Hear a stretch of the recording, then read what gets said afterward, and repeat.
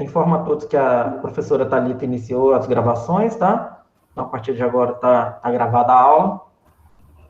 Eu sou servidor da área administrativa, a minha área de formação em direito, eu sou advogado, mas atuo ali na área especificamente administrativa, e minha ligação com arte hoje é um hobby, eventualmente remunerado, porque vendo um ou outro trabalho, mas gosto de deixar claro que é um hobby para mim, não é uma profissão, mas eu trabalhei desde os 14 anos até os 23 anos, mais ou menos, com pintura, com desenhos e tudo mais. Fazia pintura de letreiros, tudo ali no município de Una, que é ao lado, deve ter uma galera de Una aí também, que é de onde eu sou natural, apesar que atualmente eu fico, pela dedicação ao campus, eu já fico aqui em Batiba, moro do lado do campus mesmo.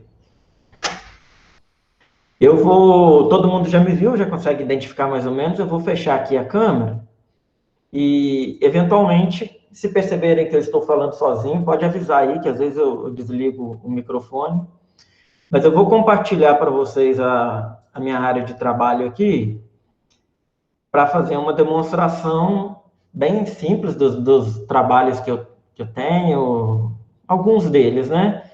E, embora o nosso tema na aula hoje seja renascimento e figura renascentista, vocês vão perceber que não é um estilo assim habitual.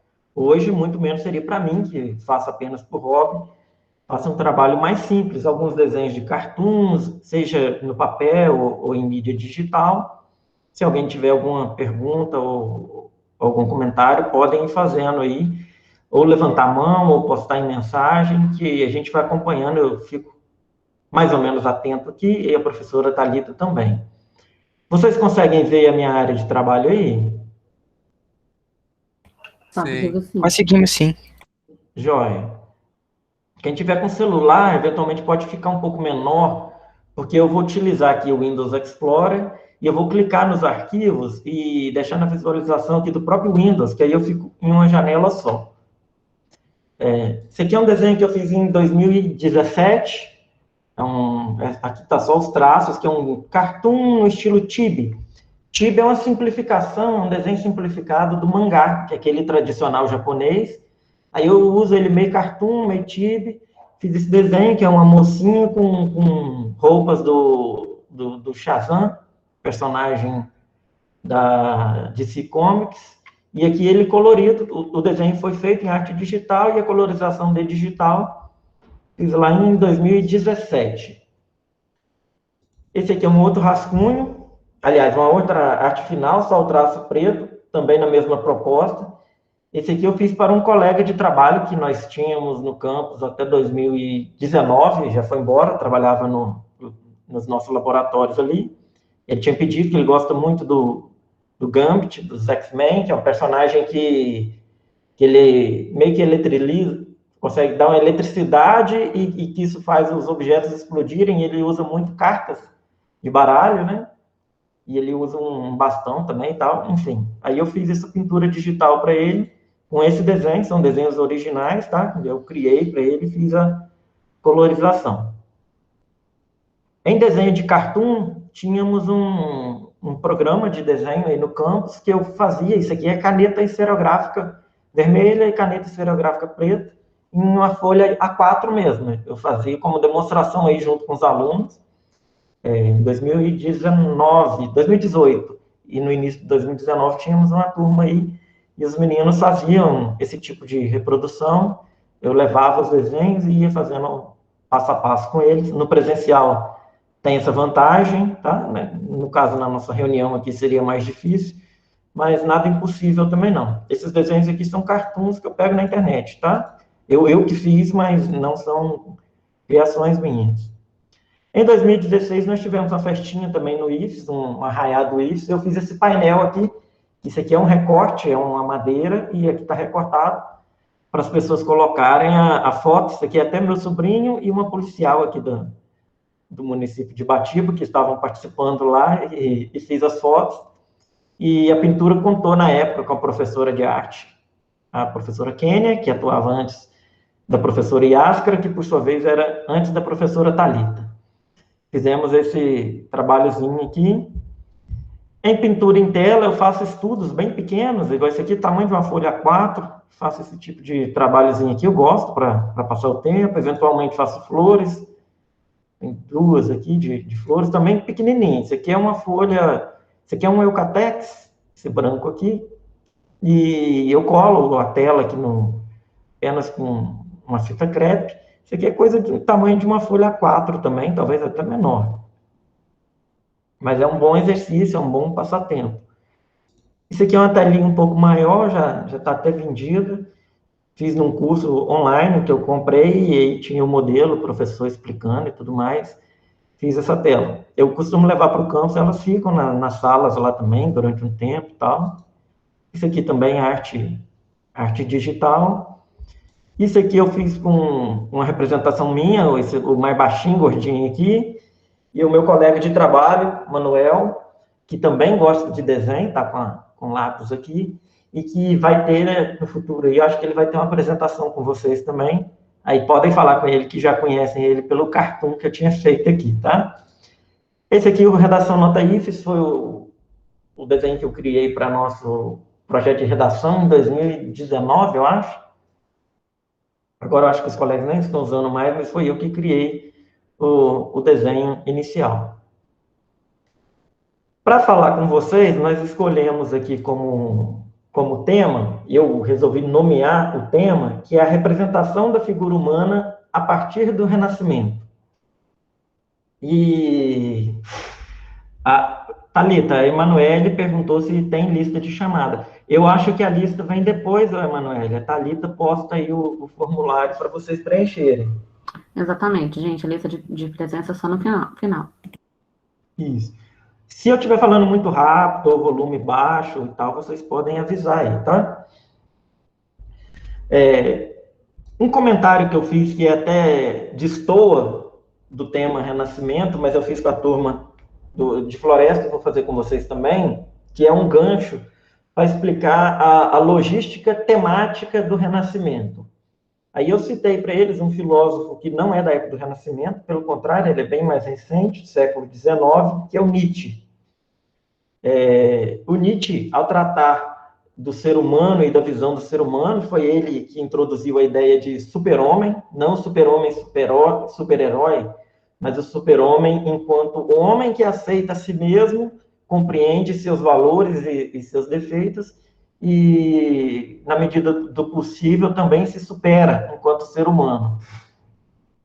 E, religiosamente, ele tinha uma análise de algumas religiões, eventualmente, aliás, na maioria das vezes, a religião cristã, em que ele falava como que há um apego a uma promessa do porvir, a uma vida que não é factual aqui, é uma vida que a fé nos garante, para quem é da religião, né?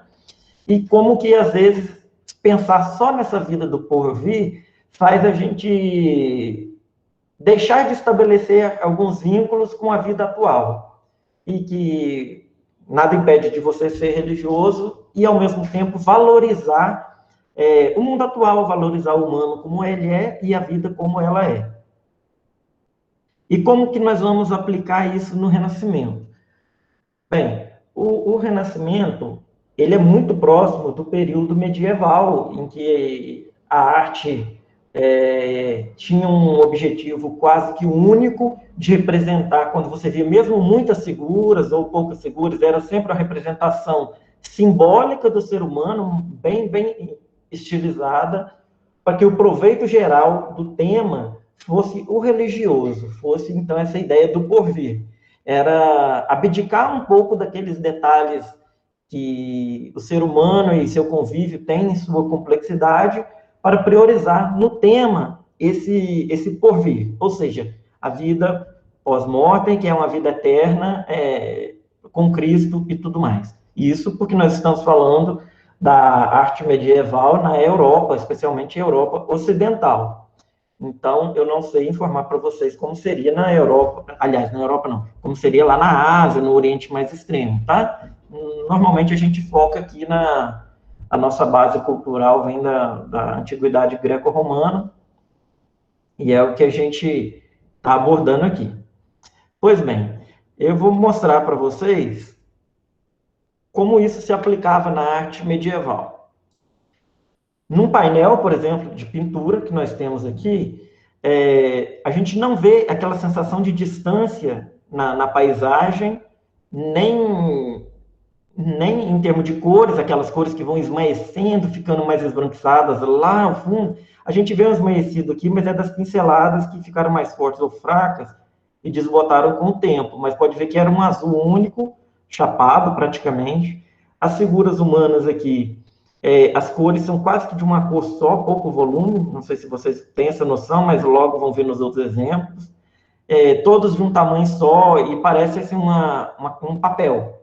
Você não sente uma profundidade de um está mais longe, um está mais perto. Mesmo os que estão atrás um do outro aqui, parece só uma sobreposição. Não parece aproveitar muito o volume, o espaço que a figura humana ocupa, enquanto matéria, né, ocupa no espaço. A gente vê isso em vitrais, em painéis da época e tudo mais. Então, a figura humana não era exatamente realista e nem era idealizada. Também não era idealizada. Era apenas uma forma mais simples. Isso não demonstra pobreza na arte na época, não. Pelo contrário, isso é porque o temático era o religioso.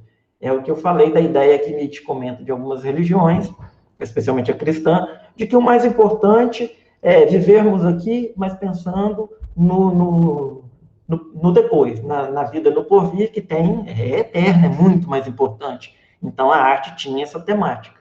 É claro que eu estou pegando aqui as palavras dele e agregando as ideias da época, mas não são necessariamente minhas, nem são pregações, tá? Só para explicar, um modo de explicar a evolução da arte.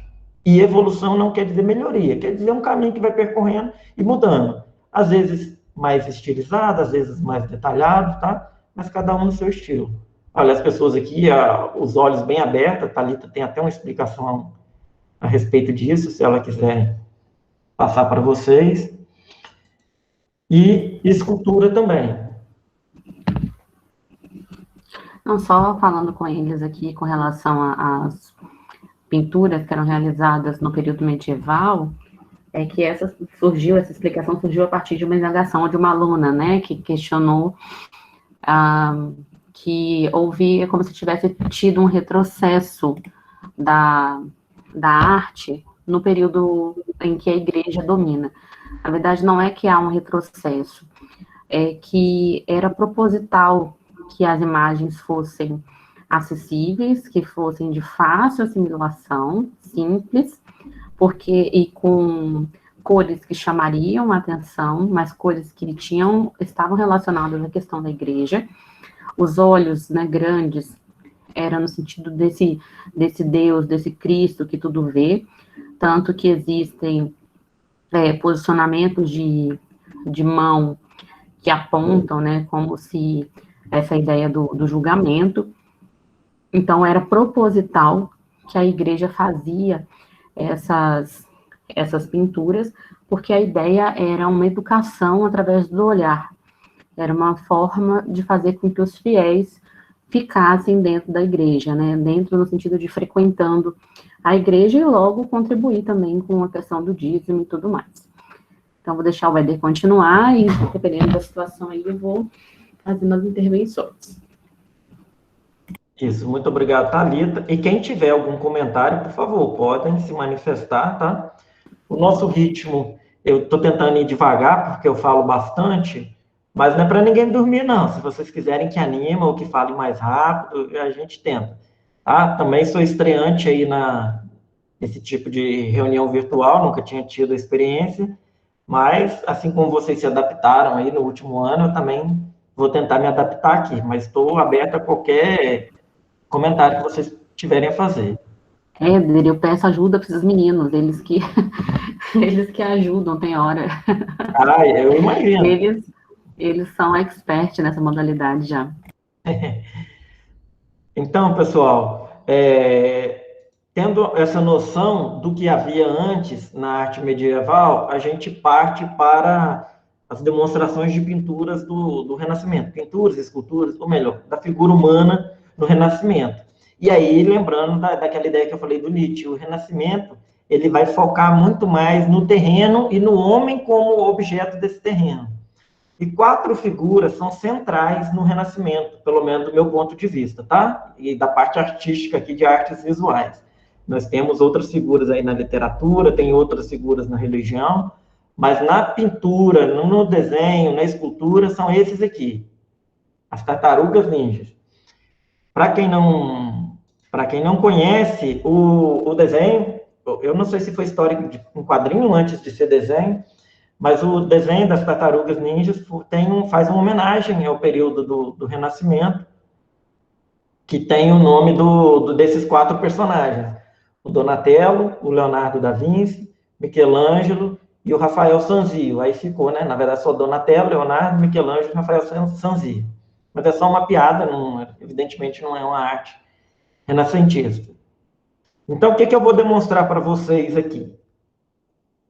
Partindo de uma ordem mais ou menos cronológica, porque as obras não necessariamente vão seguir essa ordem, mas eu vou demonstrar o Donatello, porque ele nasceu no início do século XV. Depois a gente olha o Leonardo da Vinci, que nasceu bem no meio do século XV. Aí, mais no quarto final do século XV, teve o Michelangelo, em termos de nascimento, né? E depois o Rafael Sanzio. Nós vamos perceber que, enquanto a arte medieval, as formas simples, que tinham uma ideia, assim, que era quase uma opção pragmática por uma estética simples, foi o que eu falei pela manhã, ele era uma ideia do todo voltado ao contexto do coletivo voltado para o divino. Os desenhos eram mais simples, não tinham perspectivas, né, linear, os desenhos não convergiam a um ponto, vou explicar isso mais para frente, e a pintura também mais simples. Com Donatello, isso começou a mudar. Donatello, ele fazia esculturas, e ele já começa a dar formas bem diferenciadas, sabe? Olha, a gente percebe alguma leveza a mais, os detalhes, a gente vê na mão os dedos, as falanges muito bem divididas, as marcas das unhas muito bem feitas, anatomicamente mais próximo daquilo que é o real, embora o real aqui seja um real idealizado já, não aquele do nosso dia a dia, mas uma figura mais esbelta e tudo mais. E essa aqui é o São João Evangelista, representado pelo Donatello. Eu vou retomar aqui aquela estátua anterior, e vocês conseguem ter uma noção da diferença de tratamento anatômico da figura, de parecer uma figura humana mesmo. Vocês vão notando aqui. Isso aqui já é um avanço técnico grande, para quem está considerando a dificuldade de execução, não quer dizer que é melhoria em termos de qualidade de arte, mas é um avanço técnico muito grande, porque era esculpida aqui com um martelo, um martelinho, um cinzel, um ponteiro, tipo um formão que a gente tem hoje em dia, e o cara batendo ali no formão e esculpindo na pedra. Isso é uma atividade. Você já deve ter feito alguma atividade similar nas aulas de arte. Isso é muito difícil de fazer esse tecido com essas dobras, esses caimentos e tal. A composição aqui é bem triangular, né? Uma base larga aqui, e pontiaguda subindo em cima, que é mais fácil para dar o equilíbrio na figura também. Aqui nós já temos a escultura de Davi. Essa escultura de Davi também tem um diferencial em relação à arte medieval, mas lembrando que ele nasceu no início do século XV, isso. Então, havia ainda uma proximidade com a arte medieval, mas já um avanço enorme. Mas é importante ver esse Davi aqui, porque tem depois o Davi de Michelangelo, né? Que já é questão de 70 anos de diferença. O do Michelangelo mais recente, né? E aqui também o São Marcos. Uma representação também bem diferenciada.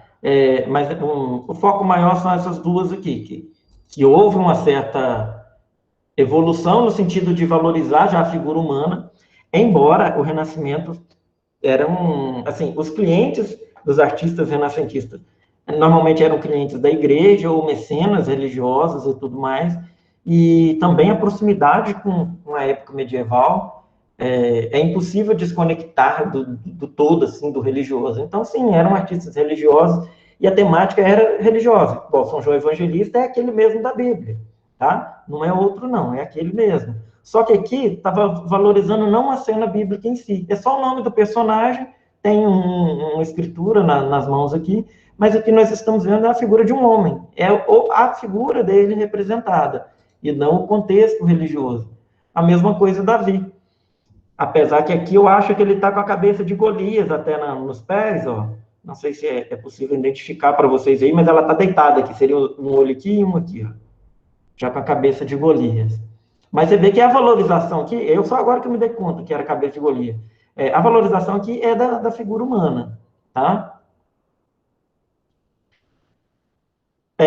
Entre o início na verdade, bem próximo ao nascimento do Donatello, mas naquela época a informação tinha uma velocidade muito, mas muito diferente da de hoje.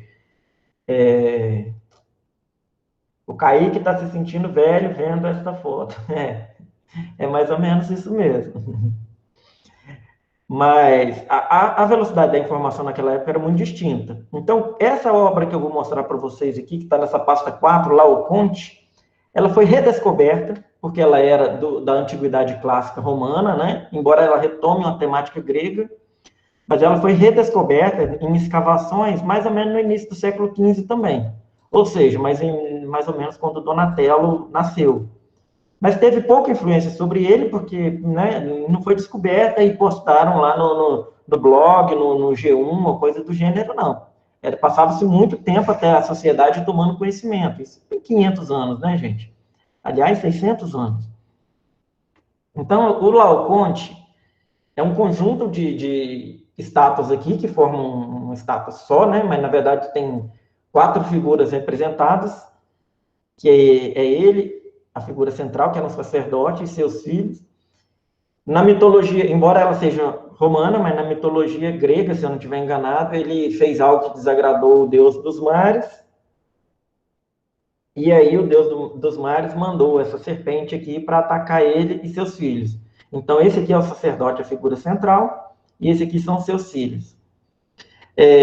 Aí algumas coisas que a gente já nota que existia na Antiguidade Clássica, para quem está perdido aí cronologicamente, eu estou falando que o Donatello nasceu mais ou menos em 1405, tá? E essa obra aqui é mais ou menos do primeiro século, lá no ano 100, mais ou menos, depois de Jesus, ou mais ou menos na época de Jesus, no ano 0 ali. Ou seja, essa obra é muito anterior. Por isso que a expressão renascimento tem uma força muito grande a partir da redescoberta dessa estátua, porque os artistas viram que já existia uma técnica diferenciada e que a temática, embora que fosse religiosa na então religião deles lá, não sei se para eles já tratavam como mito ou se era religião, lá no início bem no início da contagem do ano cristão, né, do ano 0. Mas o que a gente já nota aqui? Primeiro, a questão do nu, que hoje a gente fala nu artístico, coisa do gênero, naquela época suponho que não existia essa expressão. Mas essa questão do nu, eu tenho uma teoria a respeito, nada de estudo, não é teoria mesmo, mas é porque se você valorizava o humano a tal ponto que você queria mostrar o corpo, os detalhes, igual aqui, isso aqui é esculpido em pedra, e você vê o relevo da veia dele aqui, nos músculos, você vê o músculo que junta aqui o ombro e o braço, o quanto que ele fortificou, as expressões no rosto do momento de agonia, né, dos filhos está sendo atacado por uma serpente marinha gigante, o semblante do filho aqui em agonia também, olhando, o outro já falecendo aqui e tudo mais, os músculos tensionados, muito fortes, né, era uma representação do ideal deles, do ideal de força, de virilidade e tudo mais. E não do real do dia a dia. Certamente o sacerdote hoje já não é atlético assim, certamente não era há 1.800, 1.900 anos atrás, né? Certamente era uma pessoa bem mais comum. Pois bem, aí eu gosto de fazer um paralelo com um arquiteto. O arquiteto que projeta uma casa muito, muito bem elaborada, muito bonita, muito... assim, a casa você olha e já identifica como uma obra artística por si mesma. Agora, se ele vier com um muro de 3 metros de altura e colocar em volta da casa, ninguém vê a casa, vê o muro. Eventualmente, os arquitetos tentam até fazer os muros terem suas próprias características ao tal ponto que integrem também a casa e passem a ser por si também uma obra de arte. Mas um murão simples na frente de uma obra de arte não dá, você quer expor. E por isso o nu artístico, Porque se eu quero valorizar as formas humanas, o trabalho artístico em conhecer as formas, as anatomias e as suas tensões, o gestual, se você veste a roupa aqui, ficaria como se fosse qualquer ser humano. Então, isso justifica bem a demonstração dos nus, que era muito comum. Aí, a descoberta dessa estátua, redescoberta, né, porque ela tinha sido esculpida já há 1.500 anos, considerando aquela época. Não é um artista só que fez essa estátua, acho que foram 3 artistas que participaram. Mas essa redescoberta dessa estátua nas escavações influenciou muito o Renascimento daqui para frente. Praticamente o nome vem disso, de renascer, recuperar aquela arte daquela época. Talvez o nome Ressurgimento fosse melhor, né? Porque a arte não morreu, ela só tinha tomado outros contornos. E ela influenciou, essa Laocoonte, influenciou muito Michelangelo.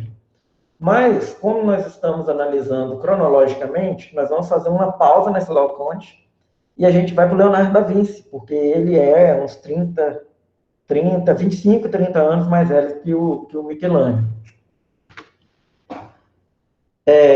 Da arte do Leonardo da Vinci, tá tranquilo até agora? Ninguém fez nenhum comentário? Vocês estão mais quietinhos que a outra turma. Não, tá tranquilo, sim. Tá, Joyce? Se o ritmo estiver ou rápido ou lento, vocês comentem aí. O Leonardo da Vinci, ele era uma figura bem extrovertida da época, mas era, acima de tudo, um cérebro diferenciado. Os desenhos dele, ao contrário lá dos desenhos que tinha aqueles padrões igual olho grande ou uma representação simplória, os desenhos do Leonardo da Vinci já tinham... Ele usava muito escorço, que é essa ideia de demonstração dos músculos nos esboços. Escorço é essa demonstração dos músculos. A camada inferior da pele, abaixo da pele, para demonstrar a anatomia. E a parte anatômica, ele começou um estudo muito sério de proporção. O olho tem um tamanho, entre um olho e outro tem o tamanho de um olho, daqui do topo da sobrancelha até a base do nariz, forma um triângulo aqui de lados iguais, ou seja, teria o mesmo tamanho. Aliás, não seriam lados iguais, seria o meio aqui igual a essa altura aqui e essa aqui, a distância da ponta dos olhos. E ele começou a trabalhar assim com proporções. O que é proporção? Proporção é demonstrar o tamanho de uma grandeza comparada a outra. Na matemática, a gente estuda isso nas frações, uma proporcional à outra. E na figura humana, no desenho, normalmente é um pedaço da figura comparada a outro pedaço, a outra parte do corpo. Por exemplo, um olho aqui tem a mesma largura dessa base aqui do nariz, por exemplo. Não estou dizendo que é, mas só uma suposição. Então, o olho serviu de medida para eu acertar isso aqui. Para quê? Para quando eu terminar de desenhar o todo, eu ver uma figura humana mesmo, não ficar tudo desproporcional, um olho lá em cima, um olho lá embaixo, um olho pequeno, outro grande, e coisa do gênero.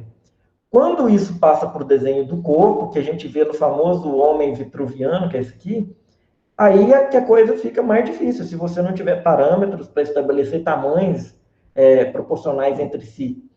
Nesse famoso desenho aqui que o Leonardo da Vinci fez, tem uma reguinha aqui embaixo, ó, uma linha, que ele tem várias medidas. Por exemplo, essa medida do braço, que você vai descendo, ela chega até aqui. Tem outra medida aqui, ele fez várias divisões.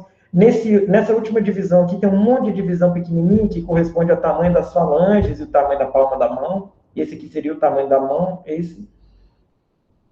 E tem um trabalho da BBC, que ela fez só para complementar, retornando aqui.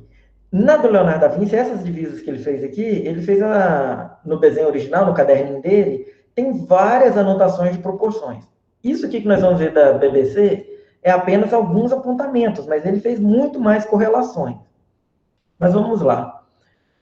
Esse retângulozinho verdinho aqui, ele viu que é o tamanho do rosto no desenho dele.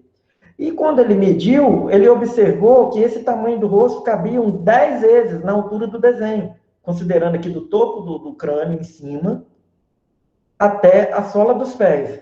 10 retângulos do tamanho do rosto. 1, 2, 3, 4, 5, 6, 7, 8, 9, 10.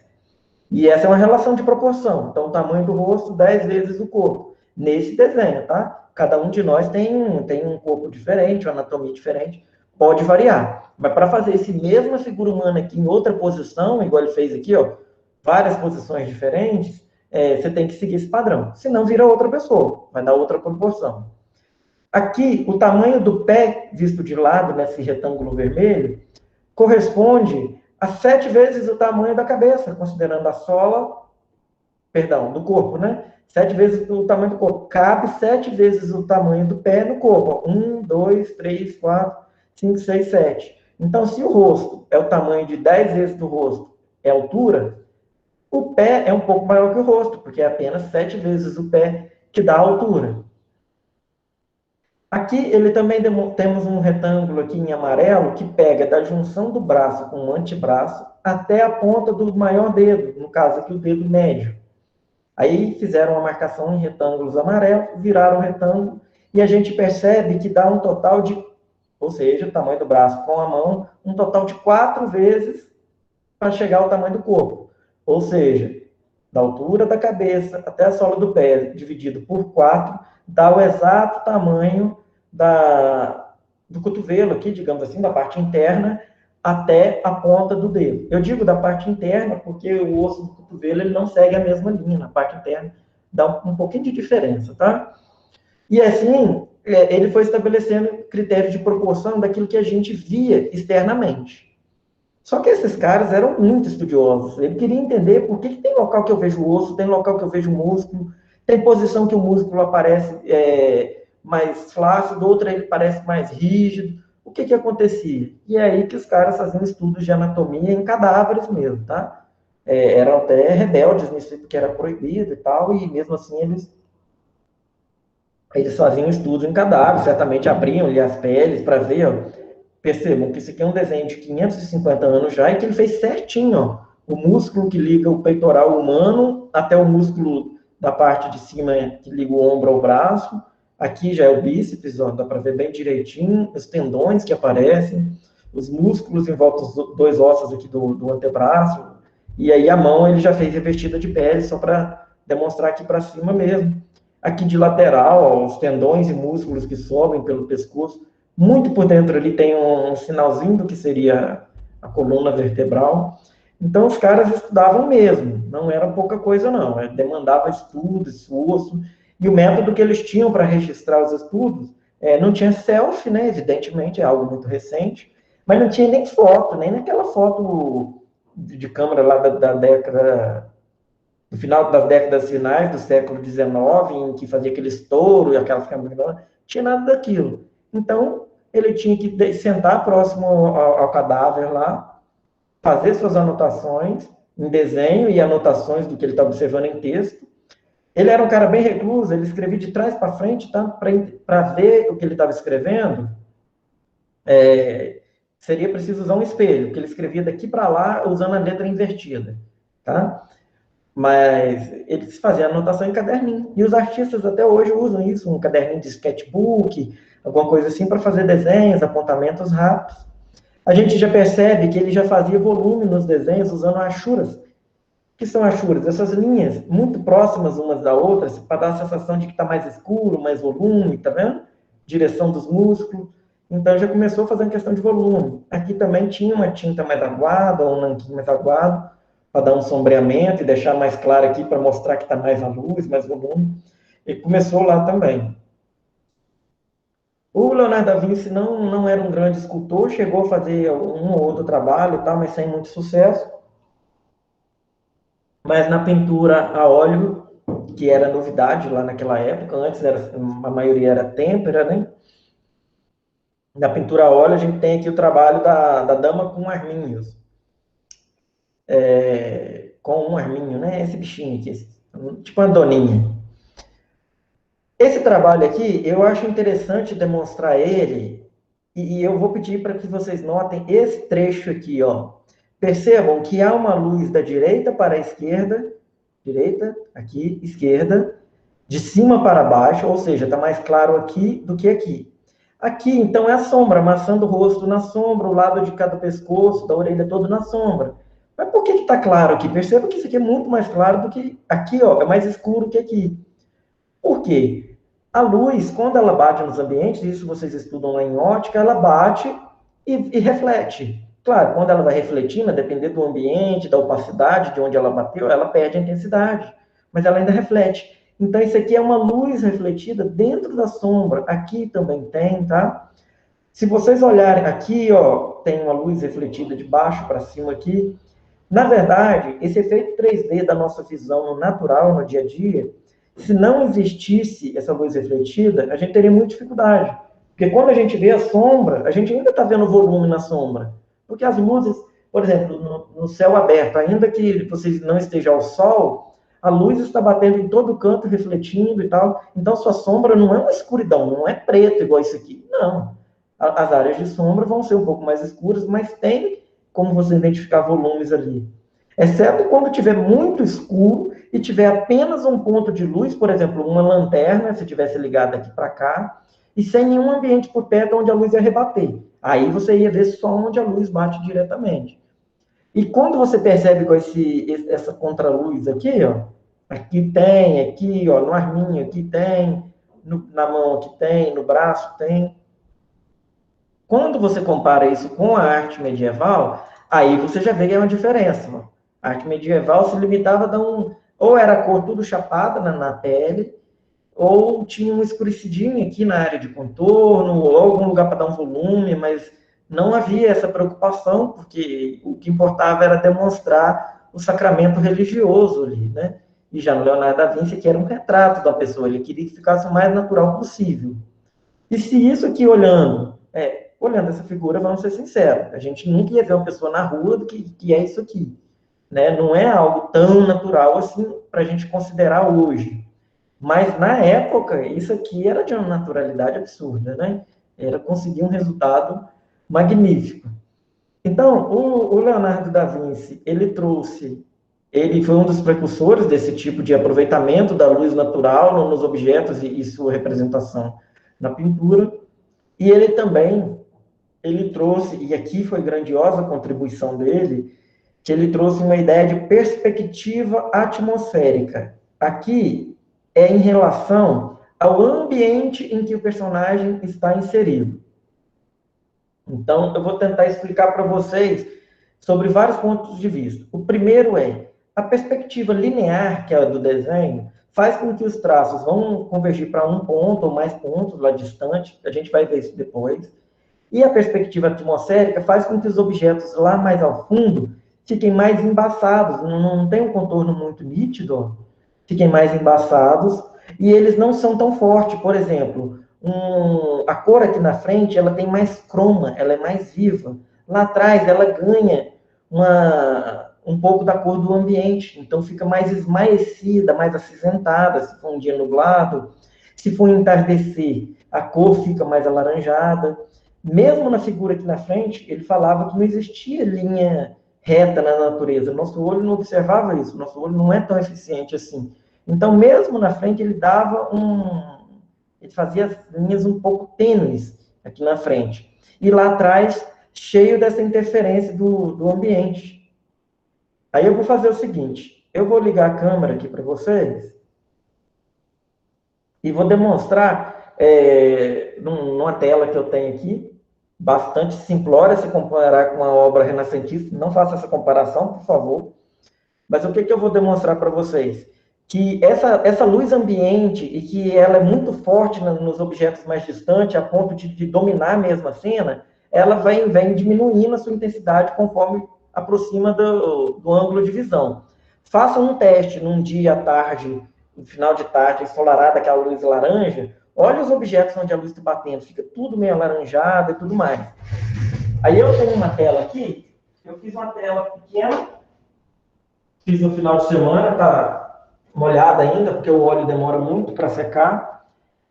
Essa telinha, deixa eu ver na câmera como que vai ficar. Isso aqui é uma foto aqui da região de Unibatiba mesmo, com o Claparaó ao fundo. Essas cores aqui é um cinza azulado que está dominando o fundo dela. Por isso que a cor dá essa sensação de distância das montanhas e tudo mais. E é assim que normalmente as pessoas acham que se representa a cor atmosférica. Mas ela só representa essa cor quando o ambiente está nessa cor. Isso aqui, por exemplo, serve para representar um dia semi-nublado, ou um dia claro, mas pela manhã, mas não no entardecer. Porque a cor do entardecer não é essa.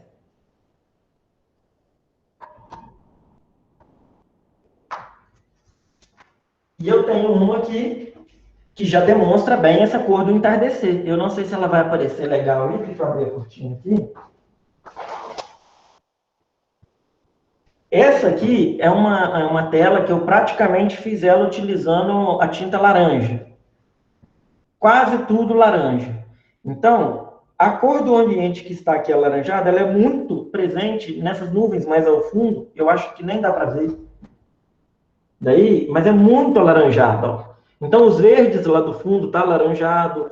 Tem uma cachoeirazinha aqui, mas daí vocês não vão conseguir ver. A câmera, encostei aqui no teclado. E mesmo quando vai chegando mais perto, o ambiente ainda é um pouco alaranjado.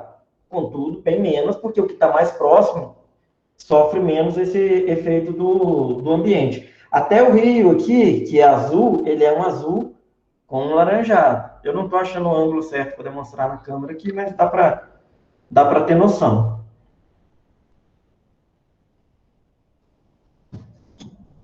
E essa ideia, essa forma de representar que o Leonardo da Vinci fazia... Ô, Gabriel, muito obrigado.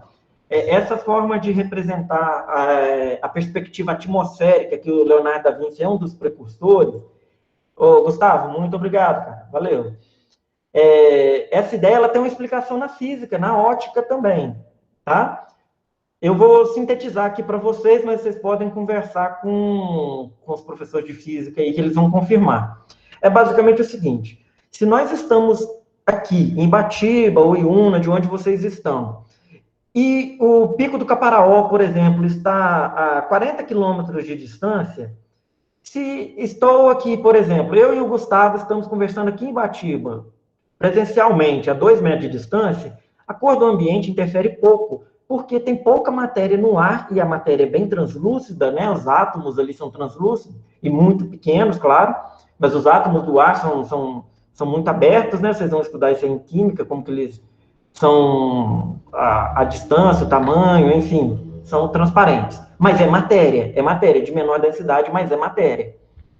Só que isso a 2 metros de distância, se eu estou olhando o Gustavo com a camisa verde, aquela camisa dele é verde, porque a influência ali é muito pouco, a menos que a luz seja muito intensa, e eventualmente acontece.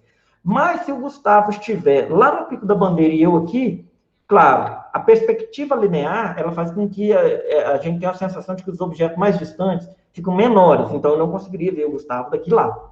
Contudo, se eu conseguisse vê-lo, ou pelo menos se ele tivesse assim, um outdoor gigante com a mesma cor da camisa verde dele aqui perto, tudo que tem de ar entre Ibatiba, que é onde eu estou, e o Pico do Colossus, em Una, ou o Pico da Bandeira, 40 quilômetros mais no Caparaó, tudo que a luz bate nesse meio do caminho interfere na cor, e interfere naquilo que eu vou ver lá, mesmo sendo praticamente transparente. Mas existem átomos ali, a luz bate eventualmente em núcleos atômicos ali, reflete cores e muda, por isso que você tem o prisma, você tem o arco-íris, eventualmente. Então, o ar tem cor.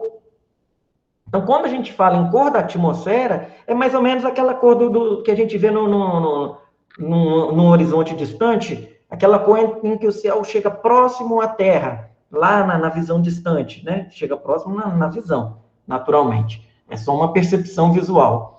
Então, essa cor, ela influencia muito os objetos que estão mais distantes e ela vem diminuindo à medida que se aproxima da gente.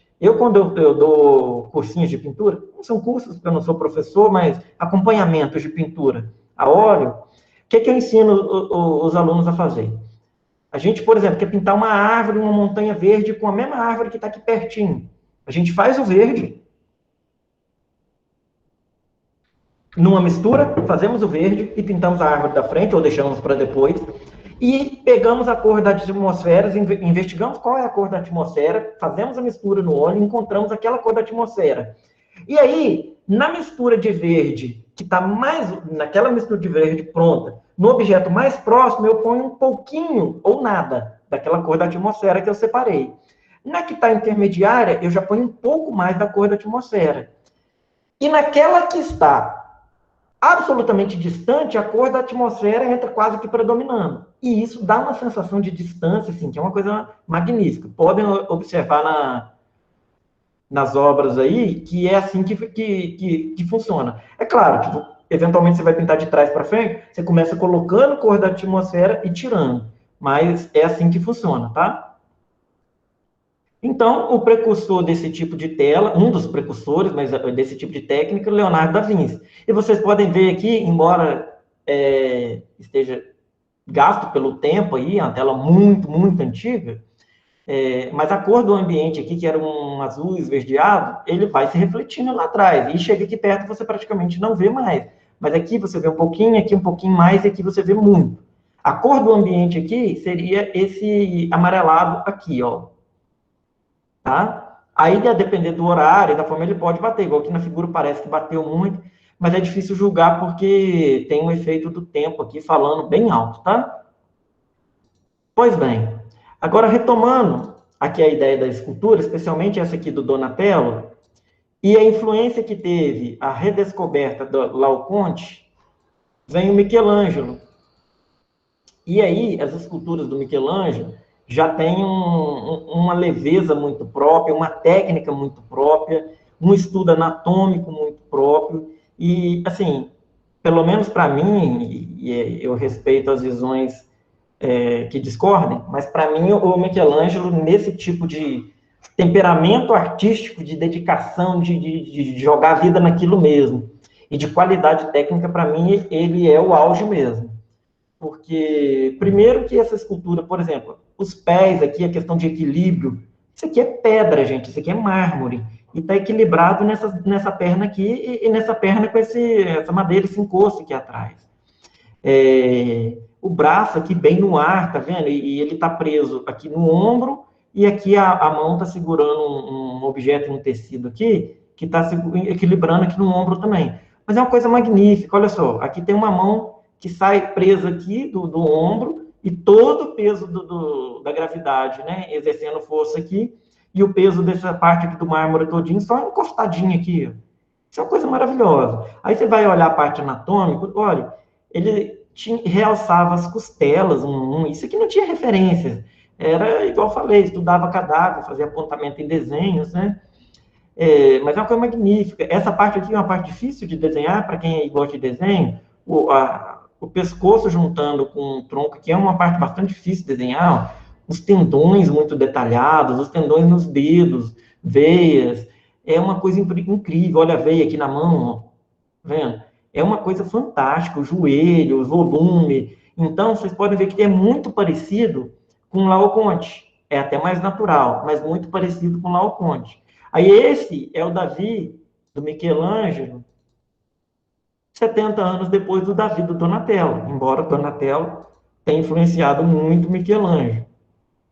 E para vocês terem noção da dificuldade técnica de pegar um bloco de mármore e chegar num resultado desse aqui, isso aqui são os visitantes, ó, isso aqui é a cabeça de um visitante.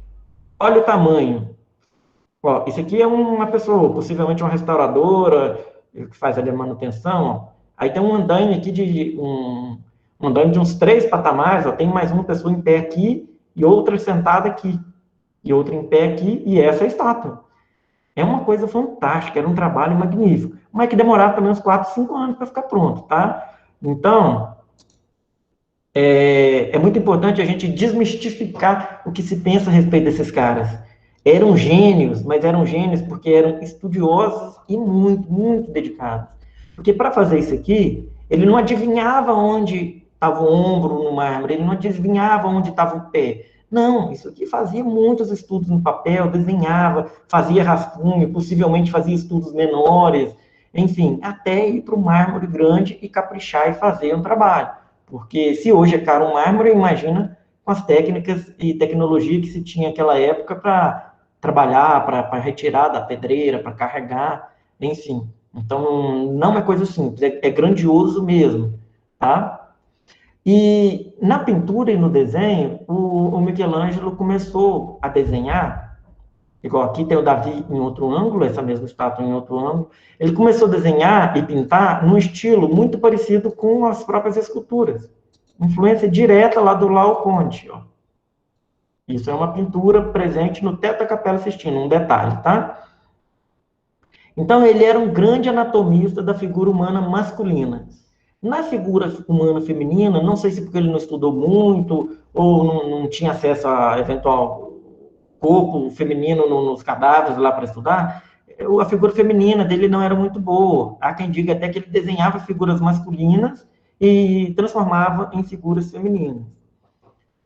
Mas na pintura, o Michelangelo, ele se dizia apenas escultor. Ah, tem até outra escultura aqui, essa aqui é a escultura que o Michelangelo fez de Moisés. Ela lembra aquele São João Evangelista lá do Donatello. A posição lembra, tá vendo? A base aqui em maior, em uma forma em pirâmide aqui, ó, subindo um topo no meio, com menos informação e mais informação descendo para dar o equilíbrio, né? Então, a influência é direta. Só que o apuramento técnico é outro. É mais detalhe, é mais anatomia, é mais naturalidade. Olha, os cabelos da barba aqui, ó, o dedo puxando eles para longe do corpo, o braço fora do corpo, o pé aqui, ó, numa posição muito suave, os tecidos, o caimento. É uma coisa fantástica, é uma coisa fantástica. E ele dizia que ele era, eu tenho até a comparação aqui, ó, do Davi, do Donatello, Davi do Michelangelo, e esse aqui é um Davi mais recente, tá? Do período, eu acho que do período romântico, se eu não estiver enganado. Mas nosso foco é aqui.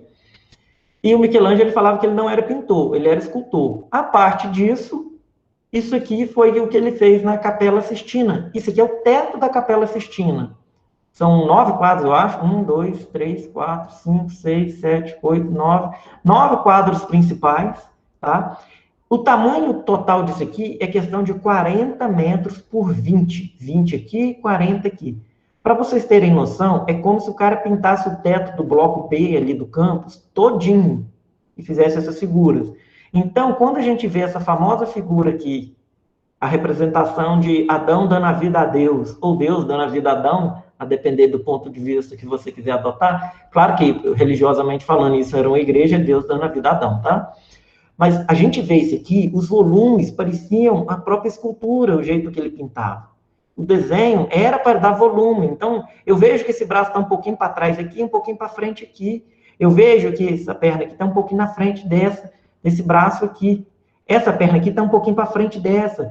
Então, ele foi desenvolvendo técnicas de representação de luz e sombra e volume, espelhando-se no que ele fazia nas esculturas, porque ele era escultor e não pintor, segundo ele, né? Mas pintava isso aqui num teto gigante. Isso aqui é um quadro.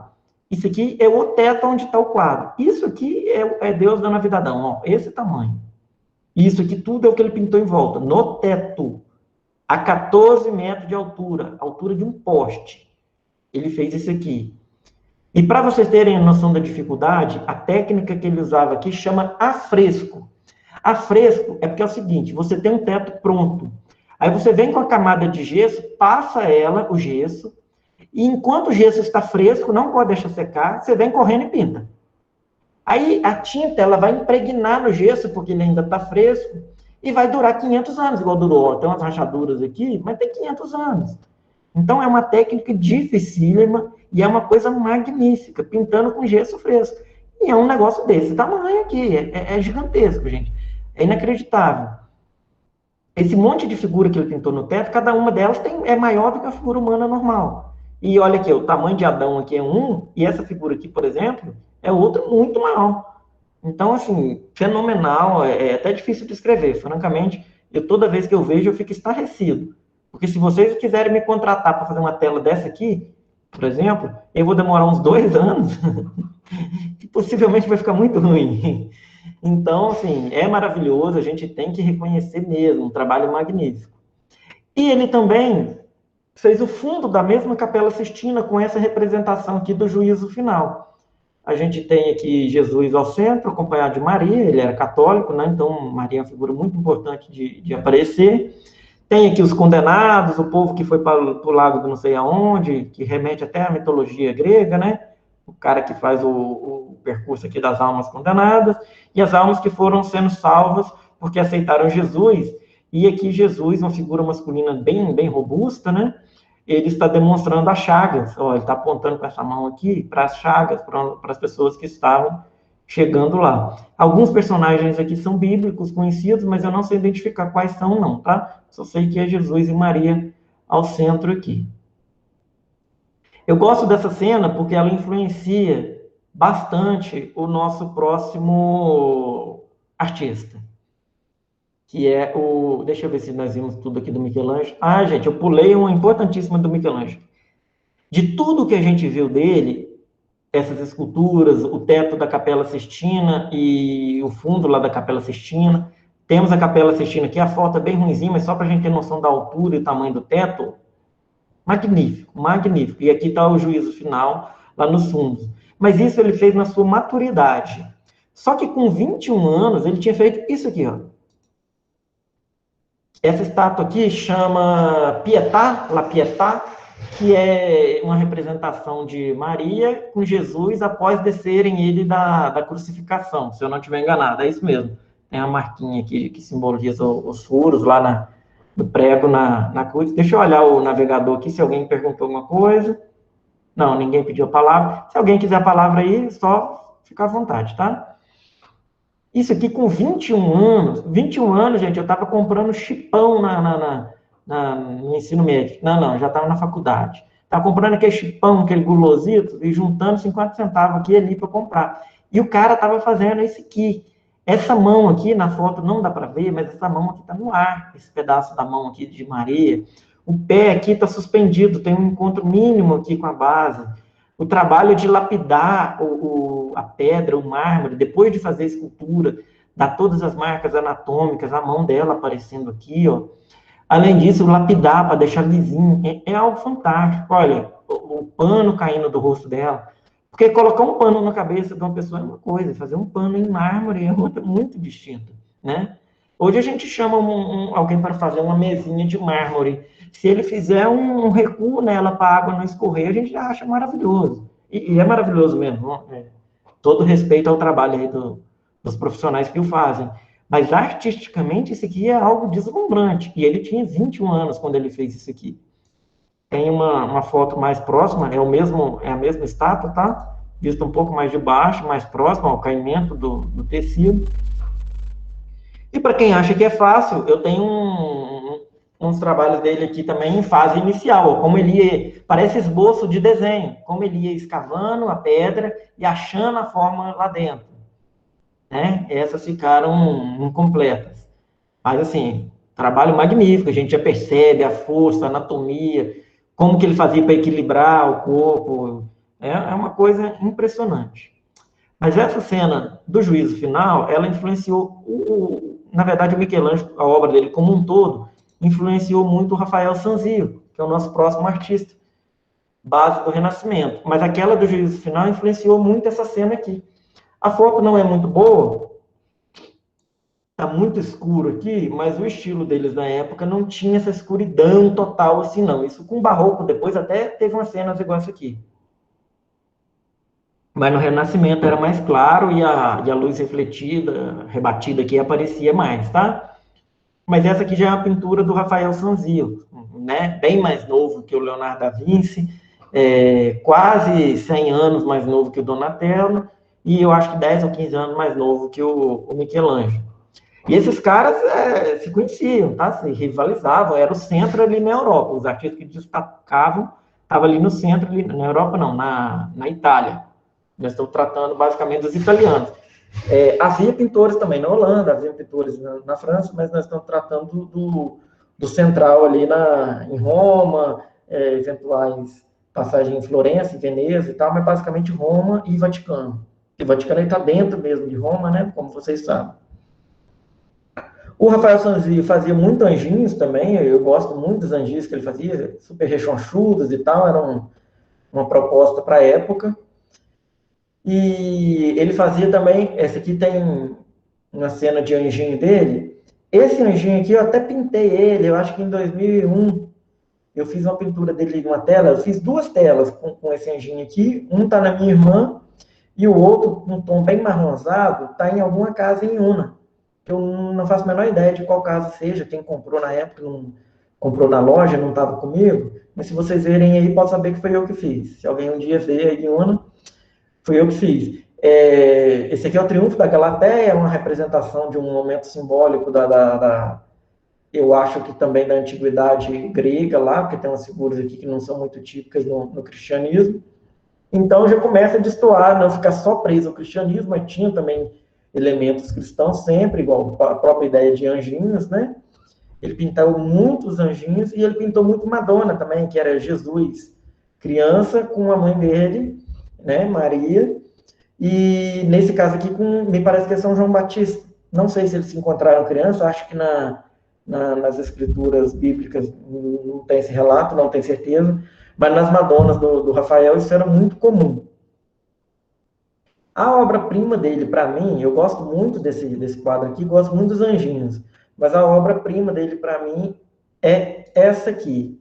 E aqui a temática já deixou um pouquinho da religião, até porque já estava bem mais distante da Idade Média ali.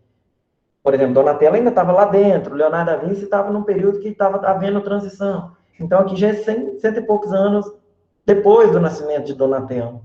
E esse aqui não é da religiosidade cristã, esse aqui representa a escola de Atenas, que era a escola de filosofia do Platão e Aristóteles. Para quem se lembra aí, a gente tinha, esse aqui, se não me engano, é o Sócrates, que foi um filósofo de rua, por assim dizer, não tem escritos, né? E o Sócrates influenciou o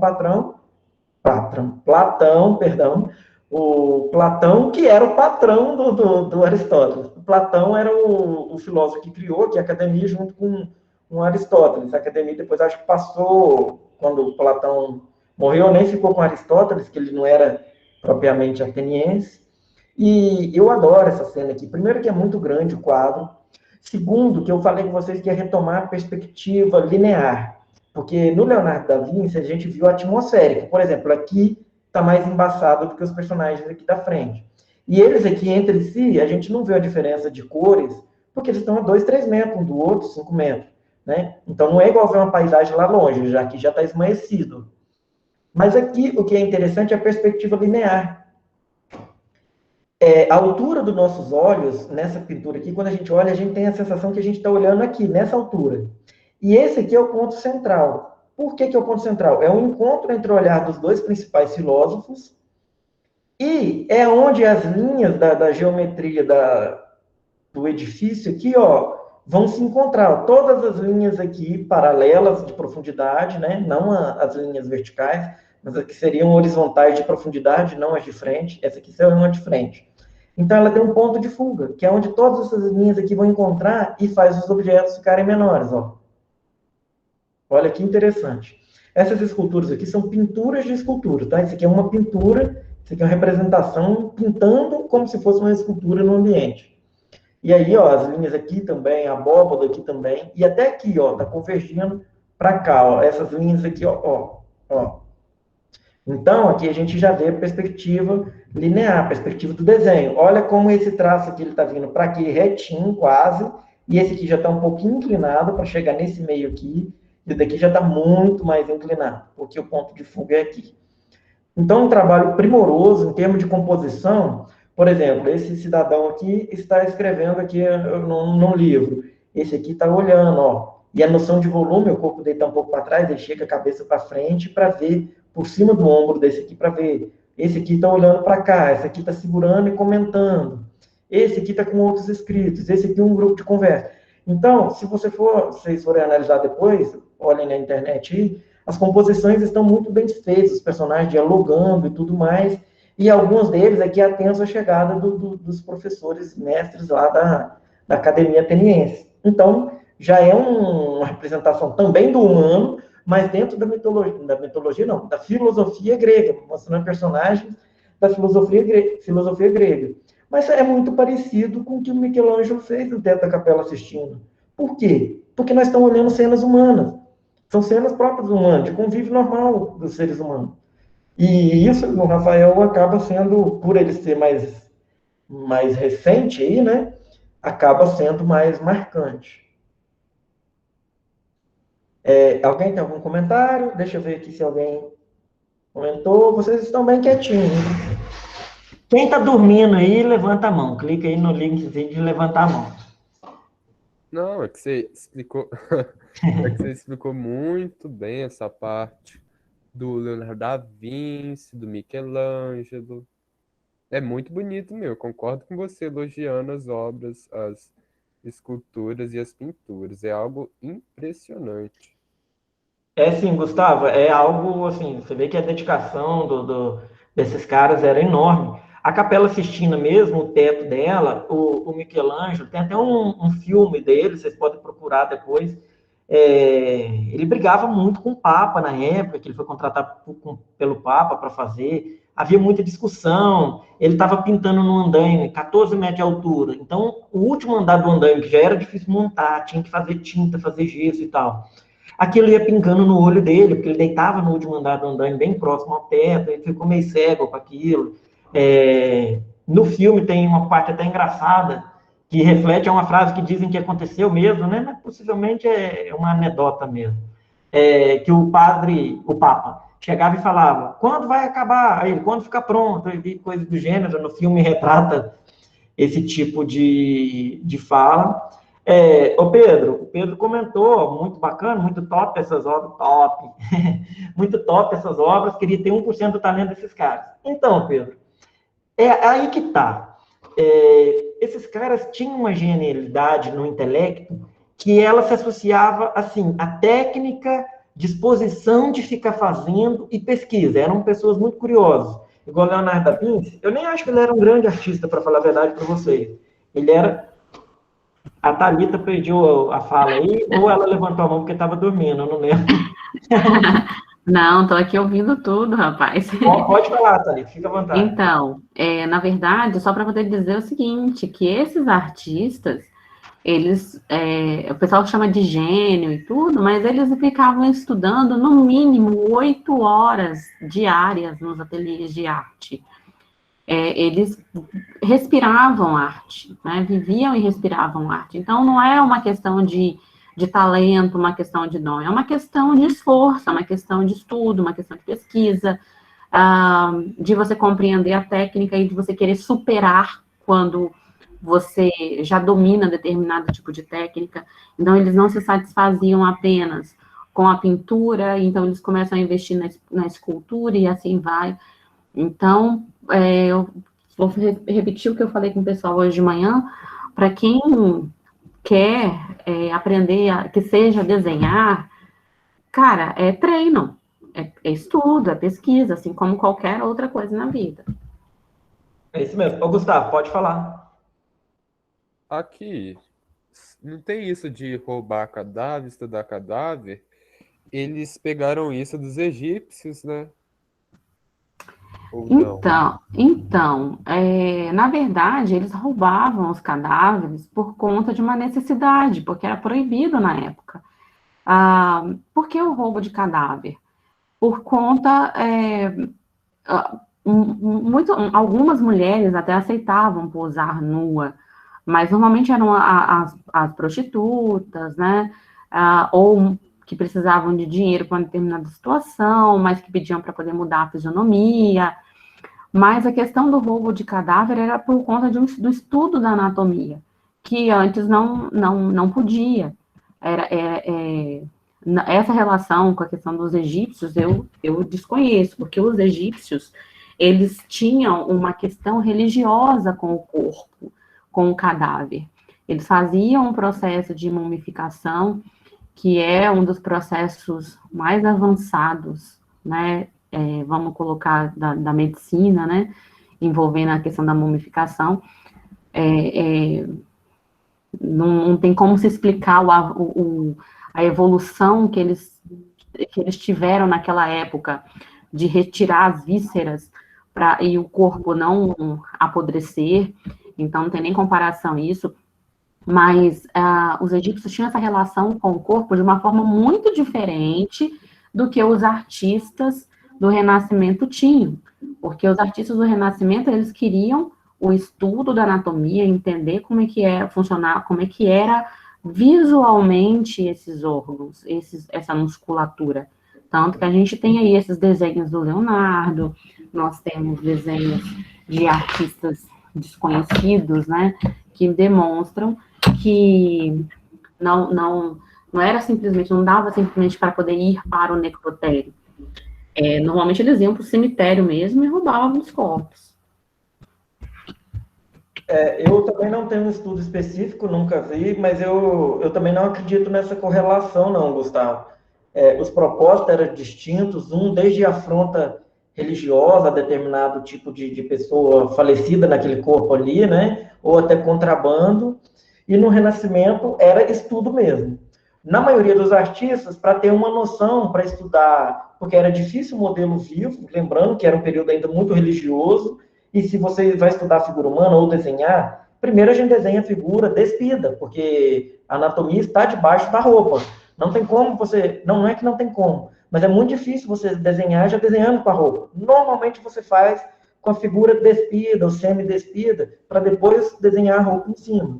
Naquela época você não ia conseguir isso muito fácil, né? A sociedade ainda muito, muito religiosa. Não, isso até hoje, assim, Éder, porque, assim, na Universidade Federal do Espírito Santo, o curso de arte da década de 80 se utilizava do desenho, da disciplina de figura humana, de desenho de figura humana, como modelo vivo. Isso, E esse modelo ficava nu.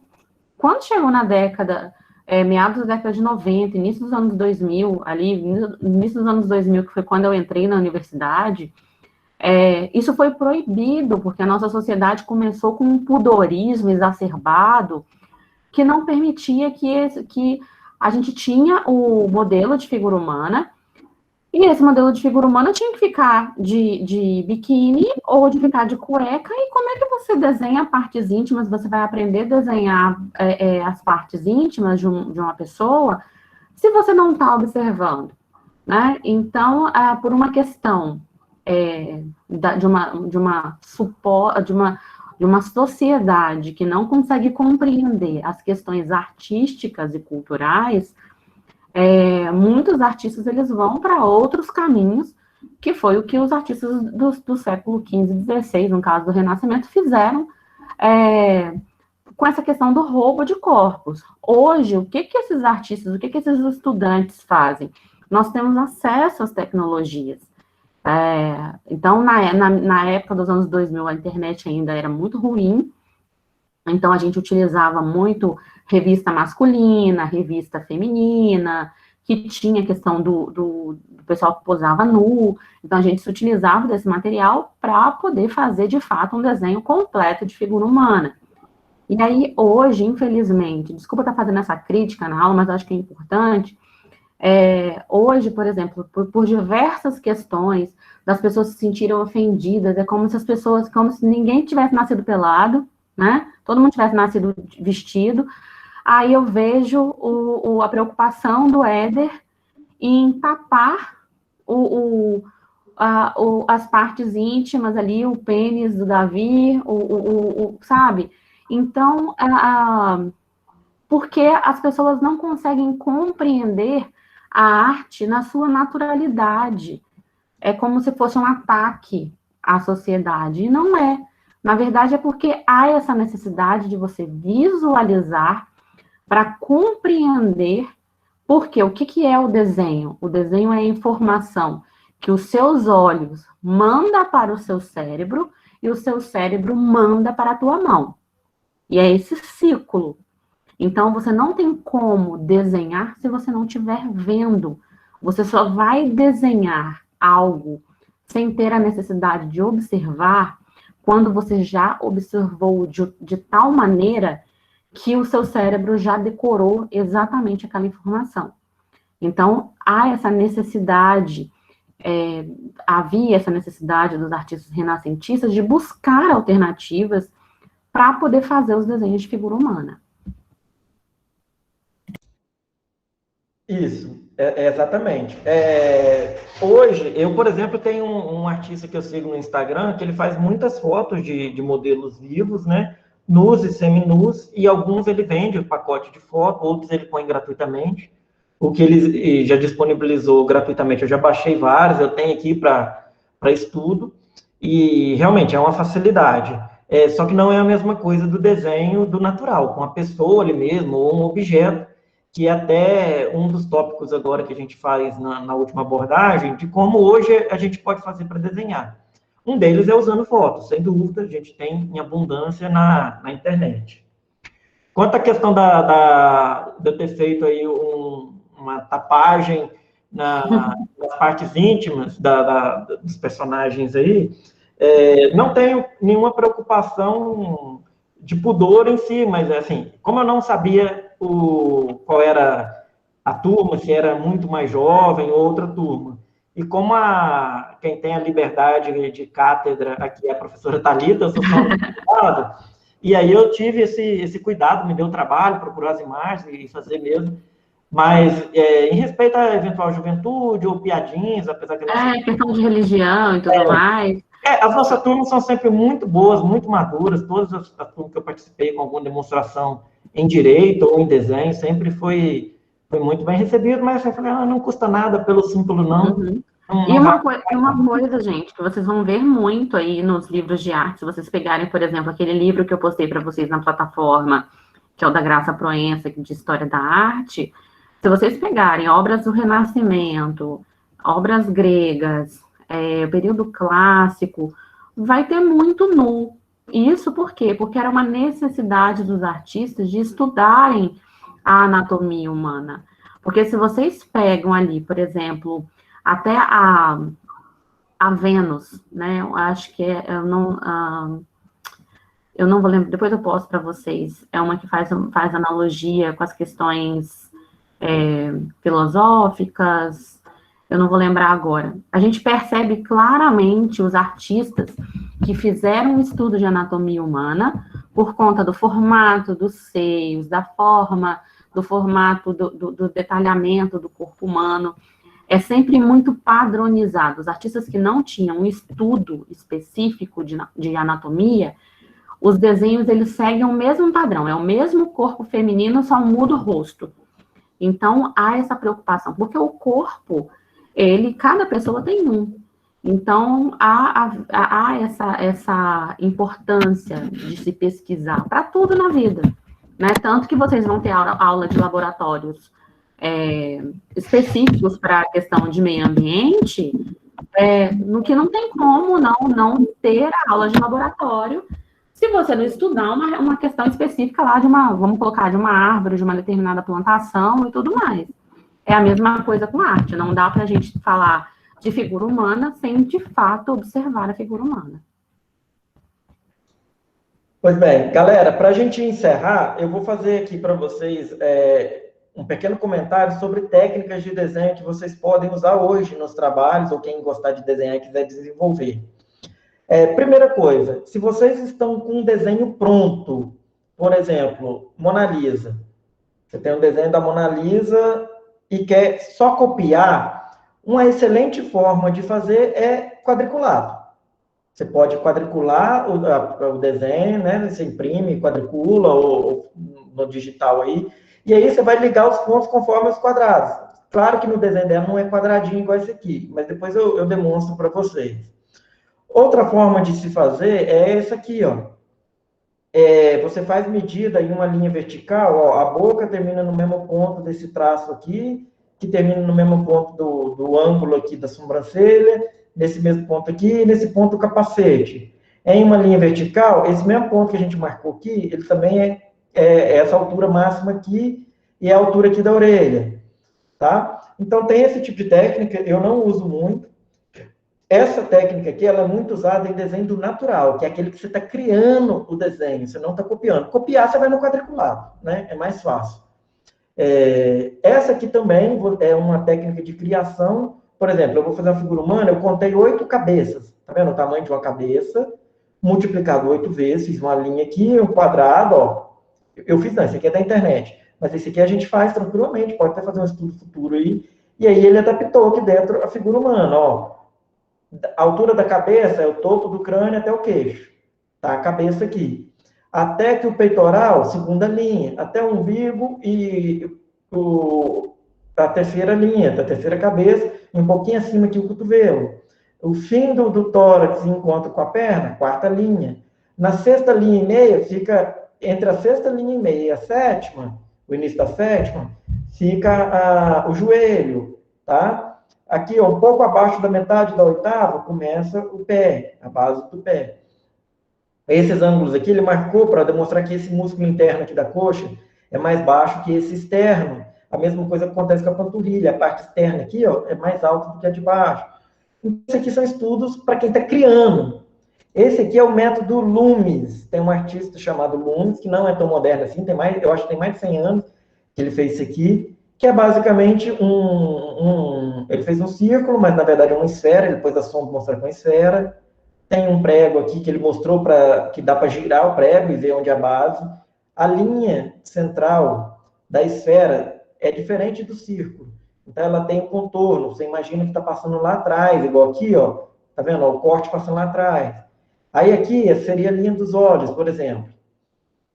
Aí, ele fez um corte embaixo aqui, que acho até que nem precisaria, mas um corte tipo a tampa de laranja, lateral aqui, dos dois lados, tá? Essa linha do meio, aqui ele já puxa ela reta, em vez de fazer essa curva aqui, que é o crânio, ele já puxa ela reta aqui, ó, para fazer a base do maxilar e forma um desenho.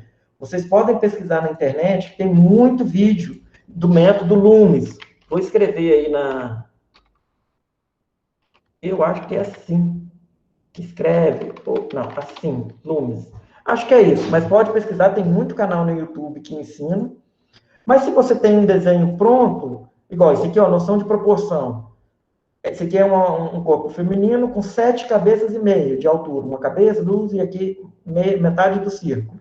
E aí ela fez o artista aqui fez uma divisão da primeira cabeça em 4 partes para demonstrar onde está cada elemento do rosto. Quando a gente desenha desse jeito, fica mais fácil fazer isso aqui, ó. Tá? Isso aqui, com uma demonstração numa aula presencial, qualquer um de vocês conseguiria fazer essa metade desse corpo aqui, tá? Quando eu digo qualquer um, eu digo assim, aquele que não tem nenhuma habilidade com desenho. Quem tem, já faz mesmo, né? Mas quem não tem nenhum treino, com esses métodos aqui, consegue fazer. Aí eu vou parar de compartilhar essa tela do Windows Explorer e vou compartilhar a tela de um programinha de desenho com vocês. E tentar, se der tempo, a gente fazer uma demonstraçãozinha. Eu deixei para o final mesmo, justamente porque, como é no desenho digital, as minhas habilidades são limitadas, ainda mais num desenho mais clássico assim, eu deixei para depois, para dar tempo de só demonstrar a ideia mesmo, porque aí se eu tiver de errar, faço menos vergonha. Mas esse desenho aqui que nós vimos, eu coloquei sobre ele um quadriculado. Esse aqui é um quadriculado, esse aqui são camadas, aqui nesse canto. Cada camada aqui é como se fosse uma folha. Eu posso colocar ela mais transparente, ó, o azulzinho, ó, menos transparente, tá? O quadriculado é o seguinte, eu faço um quadriculado e tem que ser quadrados aqui e quadrados aqui para dar o mesmo desenho. E aqui, por exemplo, tem 9 quadrados aqui por 8 aqui, de A a G. Perdão, de A a H. Eu poderia fazer um quadriculado maior se eu quisesse ampliar o desenho, desde que cada quadrado continue quadrado. Tá bem? Mas aí, se eu quiser replicar essa figura aqui, por exemplo, o que eu faço? Eu vou pegar um lápis aqui, uma ferramenta de lápis, ó, Eu vou pegar essa ferramenta de lápis e eu vou contar aqui onde está o traço em cada quadrado. E aí eu consigo fazer. Por exemplo, na coluna 3, essa aqui, ó, na linha D, essa aqui, a D. Aí eu estou demonstrando na primeira, nas próximas eu vou só falar. Na coluna 3, linha D, eu tenho essa pontinha aqui da orelha, ó. Eu vejo que a orelha tem uma pontinha aqui e aqui. Então, eu venho aqui na coluna 3, linha D, e consigo calcular. Isso aqui é bom, que a gente não perde a proporção. O desenho não fica perfeitinho, depois você vai corrigir. Mas você consegue calcular, ó, no final da 3 para 4, ainda na linha D, tem a curvinha da orelha. Então, ó, final da 3/4 aqui, na base da linha D. Então, você pode fazer as linhas mais retas, ó. Tá vendo? Ó, essa aqui, ela cruza aqui, ó, da 3/4 na altura de C para D, esse traço aqui. Então, ó, C para D, 3/4. E você vai fazendo isso bem clarinho, depois você vai apagando e melhorando o desenho, tá? E quando você segue um quadriculado, ou seja, você já tem um desenho e você só quer ampliar ou trocar ele de local, com quadriculado funciona muito bem. Ó, aqui ainda na 3, eu comecei a fazer aqui na 2, ó. Eu errei. Então, pega uma borracha. Estou simulando aqui bem a ferramenta mesmo. Então, essa aqui ainda é na 3, só que na linha B. Ó. Ela pega atrás aqui da orelha, quase encosta. Ela passa reta aqui na linha coluna 3. Na 5, ela desce um pouquinho e já encontra aqui, ó. É esse aqui, ó. Ó. Aí você segue fazendo, marcando esses encontros, pode fazer até em linha reta, assim, ó. Você vai definindo o objeto, por exemplo, essa curvinha aqui, que encontra aqui, tá na A4. A4. E aí ela desce para encontrar essa aqui. Claro que não precisa ficar perfeito, depois você corrige. Isso aqui é só para você não perder proporção. Essa base aqui do cabelo está na 4D. 4D. Então, ela está toda na 4D e ela entra aqui um pouquinho. Ó, aqui. E ela sobe aqui até o meio da 5C. 5C. Tá, dá para compreender qual é o propósito disso aqui? Como que se faz? Sim, deu para compreender, sim.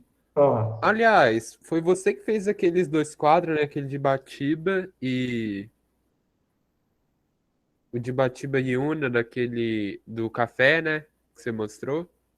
Isso, aquele que eu mostrei a telinha aqui na minha mão? Aham. Aquele foi. Nossa, você tem a coragem de falar que você não desenha bem, né? Não, eu sou amador, né? Eu não sou profissional. Ah, que dó de você. Aqueles ali, para falar a verdade pra Obrigada pela risada, tá? Porque ele merece algumas coisas dessas que eu falo com ele, que ele é muito bom e ele acha que ele não é, não. Aquilo ali é engraçado é com essas pessoas, sempre as pessoas que sabem desenhar, falam assim, não sei desenhar direito, não sei desenhar. Então, lembra que eu falei com vocês do Romero Brito, né? Aham. O Romero Brito, ele é um cara que ele se acha, né? E não tem nenhuma modificação, nenhuma evolução na arte. O Éder, ele não tem as suas obras avaliadas pela Academia de Arte, mas ele é um cara que estuda e não aceita que tá bom. Para ele nunca tá bom, para ele sempre tem algo a melhorar. Então, a ideia de artista é esse processo de evolução. Então, é sempre essa necessidade de estar melhorando, de estar inovando, de estar fazendo, de não estar satisfeito com aquilo que está fazendo, de conseguir enxergar um defeito que nós, enquanto leigos, não enxergamos, sabe? Não é aquela arrogância em pessoa que eu falei com vocês da semana passada. Sim, seguindo a lógica, ele é melhor que o Romero Brito. Sem comparação, querido. Não. A única diferença é que o Éder ainda não consegue viver de arte e ganhar dinheiro como ele. Mas são propósitos diferentes, né? Ele faz um estilo, é outro estilo e tal. Mas quem é o aluno que está comentando aí? É porque eu não estou... Eu, Gustavo. O Gustavo. É porque aquela pinturinha ali do Caparaó, eu considero um sketch. Eu fiz aquilo ali com 1 hora, 2 horas. Nossa, imagino que você faz, mas trabalhado. Aquilo ali é um estudo, compreende? Compreendo. Mas é assim, a gente vai tentando aprimorar e tal. Pois bem, gente, eu acredito que aqui deu para perceber como que é a lógica do quadriculado. Vocês podem ver que eu estou fazendo bem rápido, porque o nosso tempo tá passando, está acontecendo. E eu só estou fazendo para vocês entenderem a lógica mesmo. Mas é claro que com mais calma, dá para fazer melhor e tal. Outra coisa no quadriculado, vamos supor, o olho eu não sei exatamente a posição dele. Você pode vir aqui e fazer uma cruz aqui, aliás, um X, que aí você vem aqui e faz também, ó. Em alguns lugares que tem mais detalhe, você faz isso aqui, você encontra a melhor posição do objeto, ó. Tá? É uma ferramenta também muito prática, muito útil, vocês podem utilizar. Quando eu faço isso aqui, o que eu faço depois? Quando eu vou fazer uma tela grande, eu sempre quadriculo, tá? Isso todo mundo faz. Aliás, era assim que Michelangelo aumentava os trabalhos dele, vocês não tenham dúvida. Ele não desenhava daquele tamanho, naquela altura, não. Aí o que eu faço? Faço isso aqui, apago um pouquinho, vou melhorando. Eu ponho uma folha por cima e vou melhorando. Esses traços retos eu vou suavizando. E isso aqui é para ter uma noção. E desenhar à mão é mais fácil também, né? No digital aqui é um pouco difícil. Uma outra forma de desenhar, que dá tempo de falar com vocês, eu vou ligar a câmera. Uma outra forma de desenhar, que é quando você tem um desenho do natural, que se fala. O que é um desenho do natural? É eu pegar uma caneca, essa aqui do IFES, ó, estou bebendo água aqui. Eu estou olhando essa caneca, cadê? Eu sou péssimo com câmera, né? Mas eu estou olhando essa caneca, e eu falo olhando para baixo, mas a câmera está em cima, né? Mas tudo bem, é porque eu falo para tentar identificar aqui. O que é desenhar do natural? É usar um jeito de manter aquelas proporções para ficar o mais certo possível, tá? A lista de presença tá no chat aí, tá? Quem quiser ver. Se eu tenho essa caneca e eu estou desenhando natural, como que eu vou manter essa proporção da altura dela, com a largura dela, com a largura da alça? Compreende? Então, Thalita, o Matheus perguntou aí, o que é essa última coisa na lista?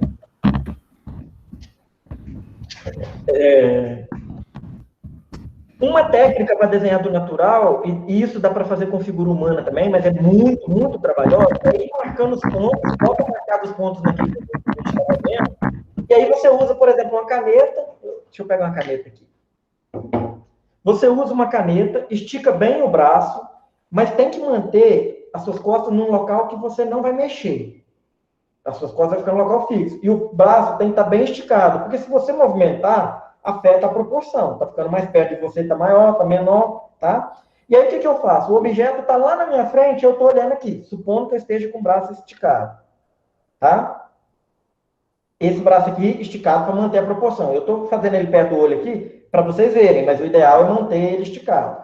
E aí, eu estou com o objeto lá. Aí, eu vou calcular no meu olhar o tamanho da xícara. E a perspectiva é o seguinte, o tamanho da xícara para mim está desse tamanho, ó. E para vocês aí a xícara está grande porque ela está próxima da câmera. Eu fiz isso aqui, aí eu vou lá, eu marquei a altura. Eu vou fazer uma linha vertical na folha e vou marcar a altura conforme essa marcação aqui. Do topo da caneta até esse pedaço é a altura. Aí eu vou de novo, mantendo o braço no mesmo local que estava, minhas costas no mesmo local, minha cabeça o máximo possível no mesmo local, fecho um dos olhos e vou medir a largura da base aqui da caneca. É essa largura aqui, ó. Então, eu vou lá no desenho, vou encostar aqui na folha. Tem uma folha aqui, ó. Essa folha aqui eu fiz as anotações para pregar no monitor, usei de colinho, mas vocês não precisavam saber, agora estão sabendo, né? Era tudo texto que eu estava lendo. Mas aí eu vou pegar aquela marcação, vou lá na folha, fazer uma linha vertical, olha, aqui a base vai ter esse tamanho. Agora eu preciso saber a alça. Então, eu vou medir do meu olho aqui, a alça tem esse tamanho. Vou lá na folha e marco aquele ponto. E depois eu vou ligando os pontos, igual essa ilustração que está na tela aí. Ela foi feita assim. Claro, eu estou fazendo aqui em quadriculado, mas a original dela foi marcando pontos em comum numa linha vertical, sim, vertical, e pontos em comum na linha horizontal e suas proporções. Isso é um desenho do natural. O modelo, estando estático, uma natureza morta, por exemplo, uma flor, uma caneca, um pote de iogurte que eu uso para pôr caneta. É fácil fazer isso. Fácil, sim, relativamente fácil. Agora, uma figura humana que se mexe, demanda mais atenção do artista. Mas não é impossível, não, tá? Eu nunca fiz desenho natural. Eu sempre uso esse método do Loomis lá, que é usar a forma geométrica para construir uma figura, quando eu quero criar. E quando eu vou copiar, por exemplo, aquela paisagenzinha que vocês mostraram, essa aqui, ó. Essa aqui, eu peguei uma foto de um colega no Instagram, é uma paisagem daqui da região mesmo, Essa aqui eu não desenhei nada. Eu fui pintando direto, porque é muito pequenininho, né? Fui pintando direto. Mas se vocês olharem de pertinho, tem a montanha, tem os relevos, a nuvem, tem lavoura lá no fundo, tem lavoura aqui perto, tá? Ó. E tem aquele trabalho de cor também, tá bom? Aquele trabalho que eu falei com você aqui, ó, o verde é mais intenso. Aqui eu já coloquei um pouquinho da cor da atmosfera, que nesse caso é um cinza azulado. Aqui já está bem mais azulado, já está mais distante. E aqui não, aqui está bem azulado, está bem longe de mim. Então dá essa sensação de distância. Tá? Esse desenho aqui eu faço direto na tinta, não desenho não. Mas quando é um desenho de uma figura humana, uma paisagem grande, mais detalhada, eu faço quadriculado. Eu desenho ela no papel, depois eu quadriculo, desenho olhando na foto. Outra hora eu pego direto da foto, quadriculo também. Não tem problema nenhum. Vocês podem copiar outros artistas que vocês gostarem. Ah, se o artista tal, pode copiar, tá? Não tem problema nenhum. O que vocês precisam fazer quando copiar? Dar o crédito ao artista que vocês copiaram. Se você não inventou aquele trabalho, não fale que é seu, né? Dá o crédito para quem fez. Mas é totalmente legítimo fazer cópia e colocar lá um estudo sobre o trabalho de fulano. Tem algumas dicas de desenho que eu deixei no meu YouTube, eu passei para a turma mais cedo. Eu não vou nem passar para vocês, não. Eu ia passar aqui, mas a Thalita passa depois. Tá? Então, pessoal, tá faltando aí 2 minutos para o horário combinado. Eu deixo aberto aí para eventual comentário da professora. Eu agradeço a atenção de vocês. Eu sei que é um pouquinho chatinho, né? A gente falando toda a vida e vocês olhando aí, ouvindo. Mas eu agradeço muito a atenção. Espero ter contribuído de alguma forma. Eu agradeço também a professora Thalita pela oportunidade. Eu gosto muito sou da área administrativa, mas gosto muito de ter o contato com os alunos e, eventualmente, poder conversar com vocês, ver como que a turma está indo. Participei dos projetos nossos de redação, dos de pintura, eu gosto de ter esse contato, tá? Acabando a pandemia, eu tenho certeza que esse contato vai ser maior e pode contar com a gente ali. Assim como vocês contam com os professores, a nossa equipe administrativa está à disposição também, tá? Muito obrigado mesmo. Éder, eu que agradeço pelo carinho, pela dedicação aí dessa pesquisa toda. E fica aí nosso convite já para uma atividade presencial, né, no retorno aí, de repente uma atividade de prática, de fato, de desenho. E os meninos querem fazer alguma pergunta? Não? Então, lembrando que a lista de presença está aqui no chat. Daqui 5 minutinhos eu estou encerrando a lista de presença, então assinem, ok? Quem não assinou, assine, responda lá. Eu coloquei uma pequena avaliação no finalzinho dela, para a gente poder ter um feedback de como é que estão sendo as oficinas. Eu acho que é interessante para o Éder, na semana que vem vai ser interessante para o Manuel, eles terem esse feedback aí também. Tá joia, galera? Então, eu finalizo. Ô, Thalita, eu acho que o Nicolas levantou a mão. Ai, desculpa, eu não vi. Foi sem querer. Perdão, eu não vi. Foi sem querer? Então tá, Eu abri o chat para pegar a lista de presença, mas eu cliquei na mãozinha. Então tá ótimo. Gente, eu vou me despedindo aqui então. Muito obrigado a todos. Se quiserem precisar de alguma coisa, pode, por intermédio aí da professora Thalita, fazer contato.